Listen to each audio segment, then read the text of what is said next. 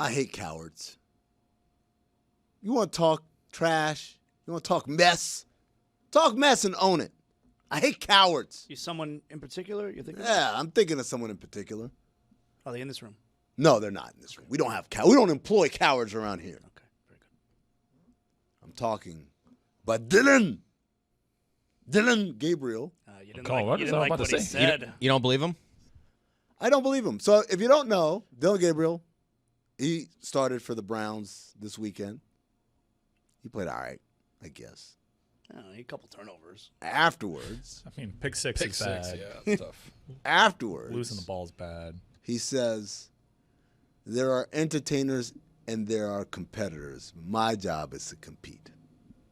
Well, you can read into that, right? Yeah, let's read into that. I mean. He sure didn't entertain. We know that. Mina said that his first drive looked good. And then I tuned in, and I saw the other drives, and they did not look good.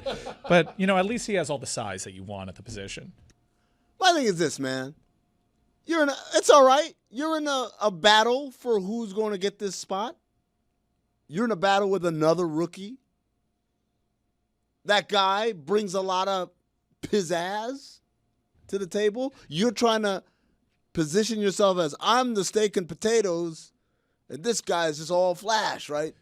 We all know that Flacco's starting, right? Yes. Yeah. This is not. Yeah. No, but they're not. None of them are competing to start week 1. They're competing to start like week 6 for the future of this franchise. But it's buddy. constantly being discussed on debate shows as if Shedeur Sanders or even Dylan Gabriel, much less so Kenny Pickett, as anybody else has a chance to start week 1 for the Cleveland Browns. You know what? It's going to be Joe Flacco. You're right about that. You're right, because when else has it ever been? When else have we ever paid attention to the backup quarterback competition? Quinn Ewers and Zach Wilson. What are you talking about? We're paying attention. That's to local, that. though, yeah. No one else. This is a national show. We're tastemakers. It's not as sexy when you position it that way. But in league circles, they're all talking like this was always a plan. It doesn't matter. It literally doesn't matter what Shedeur does. Joe Flacco is starting week 1. Sure, but we all know that this is for, again, both of these guys were highly touted prospects, despite where Shedeur was drafted, right? So this is, in essence, for the soul and the future of the Cleveland Browns. Well, you're not arguing for week 1. We're arguing for who's going to be the franchise quarterback one day. Right, but if the Browns spent their 3rd-round pick on Dylan Gabriel and they never came back and selected Shedeur Sanders, no one would be paying any attention. Of course not. To what Dylan Gabriel is doing. Of course not. But None. Dylan Gabriel would feel like this is my team. I'm not going to start in week 1. But eventually the keys are going to get handed to me, and maybe it happens next year. Maybe it happens like you guys said in week 6. The other thing, too, is they're probably assessing, all right, this next quarterback class is going to be really good in 26 coming out of college. Like, are we gonna try and take another quarterback? They have 8. They can't. But they continue to take can, right? quarterbacks. If Gabriel's not good, if Shadeur's not good, if they have Flacco, they have Pickett, Snoop. Also, they signed Snoop Huntley, and they also have the one who should not be named. So we've got 7 quarterbacks trying to vie for face of the franchise. Joe Flacco's too old; he's going to be gone. Kenny Pickett is a journeyman at this point; he's not good. So you've got these 2 guys, and it's like, all right, if they're not good this year, next year, if the Browns are going to be bad, which I think they will, they're going to have a good spot to get a good quarterback next year. We were talking at the beginning about the comment, though. Like, was that a shot at Shedeur? Dylan Gabriel claims he's been saying this. He said it at college. Like, it's just one of his sayings. That's his sayings. That the media's, the entertainers, and we're competing. So, like, I don't know. I kind of believe that. Like, why would he? Like we're supposed to know Dylan Gabriel lore? But it's just like, but you're taking it and just assuming it's a shot, and he clarified. I'm passing along his notes. Chris, this ain't exactly Waylon Utani. Look, man, I'm just pointing out. You said it seems like a shot, and he's saying it wasn't. But are we taking his word for it? Is this documented? And I am looking for. I don't see the old quote. And originally, that if he did say it earlier, that was a shot at someone else. Right. Like you don't say and it's not at the media. That's what he's saying it is. That's what I'm saying. Like if it's the media, you would say something like, "Look, media's job is to entertain. Our job is to compete." He didn't say that. When he was asked to follow up, he did say that exact thing. But why When did he feel the need to differentiate between the media and the players, that one are entertainers and the other are competitors? Do some people think that the media are competitors? Well, no, I think the narrative got out there that was a shot at Shedeur, and he's like, I want to clarify the media. No, but that's back to what I'm originally asking. Like, does he feel the need to make sure that everybody knows that the media are not competitors, that we're competitors? What does that even mean? It comes from the quarterback school of obvious. Well, this is where the media is at fault. We all know. It's our fault now? No, this is where the media is at fault in that everyone in this room seems to understand the game. It's being presented on TV like this is a quarterback battle because it's not as interesting to talk about who's going to be third string on the depth chart or what have you, right? So they feed into this narrative where all these guys are competing and trying to drive wedges and people are picking their favorite in a bad faith gambit that all these guys actually have a chance to start off the bat when it's going to be Joe Flacco. No, but Mike, I'm gonna push back on you this way. Do you think Joe Flacco is gonna start 17 games, barring injury? No one believes that. No one that's paid attention to the Cleveland Browns lore for the last 40 years knows exactly how this is gonna go. Yeah. But also, I think that all too often media gets lumped in with what's atop the food chain.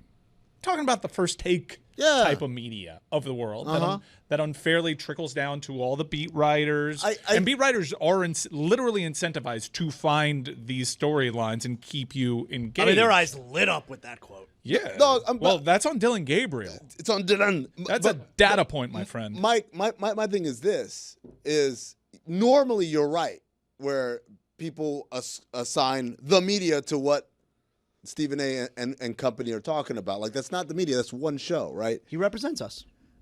He doesn't represent all of us. He represents himself. He represents his show and what he does. And that should not be how, which is what athletes do. They perceive that's how all media, all beat writers, everyone's doing that. They also do this with just random Twitter accounts. They say. They say quickly becomes the media. Right.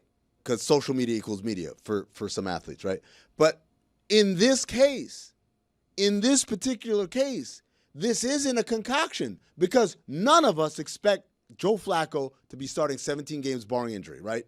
We all expect at some point, Joe, give me the ball, and we're going to send in the lefty or whatever, right? Be it in effectiveness or, hey, we just got to eval these guys. No one really expects their season to be good. I'm sure Joe Flacco takes exception to all of this, being like, hey, just 2 years ago, I was comeback player of the year over a player who died on the field. You think he takes exception?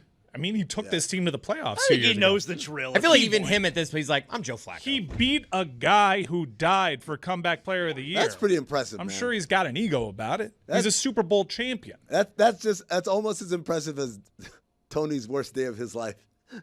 Worst night of my life, dude. And I'm sure, yes, maybe there's part of it. Like, well, you did that 2 years ago, but now you're older. Can you do it again? He's looking around like, I'm literally the only guy in this uniform outside of Baker Mayfield that you've had proof of concept over in the last 25 years. Hold on. Jameis did Snow Angels. Yeah, you didn't get to the playoffs. Big game. That was a big game. Joe Flacco got to the playoffs. Joe Flacco got to the playoffs and was comeback player of the year. Joe Flacco was, at times, really good for that franchise when they were desperate and happy that Watson got hurt. And they pushed Joe Flacco out to appease Watson. Right. Something that they should have never done. I'm not doubting Joe Flacco's effectiveness. I'm just saying, we're all saying, I think, Mike, he's got to look around and know the deal. Like, he sees they didn't draft two quarterbacks because they thought you're so awesome and this job is yours forever. Mm-hmm. You are here basically keeping a seat warm for whoever the heir apparent is going to be. Right, but he's going to have the ego, like, good luck getting this job. I'm not going to let you have it. You have to rip it from me. Absolutely. But it's going to get ripped from him. And so to me, I don't think it's a disingenuous conversation to be like Gabriel versus Sanders, who's going to win out. Even though it is that way. It should be framed that way. Well, how's it being framed? It's a quarterback battle. Who's going to be starting for the Cleveland Browns? I don't think it's being framed that way. I think it's implied. I think everyone who talks about it knows that Flacco is the starter week number 1. It's all about at some point in the middle of the season, probably before the middle of the season, because yes, like Tony said, next year is supposed to be a very good quarterback class, which, by the way, this year was supposed to be a very good quarterback class. So it's hard Jackson Dart. It's hard to, really predict the way that that's going to wind up going down, but they're going to have to see both of these guys at some point during the season. which means that it's only Flacco for the first few weeks. And the first few weeks are brutal. They play Bengals, at great. Ravens, Packers, Lions, Vikings, Steelers, and then Dolphins. He's not making it out of that stretch. Yeah, like it's perfect. Brutal stretch. He's not making it out of that stretch. When I say it's perfect, because they're going to have a bad record. It's like, okay, great. Now we're going to the other guy. Thank you for including the Dolphins in that. That made me feel a little better. Well, the Dolphins is like the first winnable game. That's where you start. could have Shador. ended the guy. week It before. honestly made I felt good there just being included. in Wait, that. do the Dolphins come after a bye? Because we're definitely getting a quarterback No, change it's there. not at Steelers. Their bye week is, I think, later in the season. How many over under 3.5 Cleveland Browns quarterbacks we see this season? 3.5? That's a lot. 3.5 is a lot. It's a lot. 2.5, I say over. 2.5 easy over. I'm going over 3.5. Wow. You're saying Yeah. Flacco, Pickett, Gabriel, Sanders. And we're talking, okay, are we talking starting or taking snaps?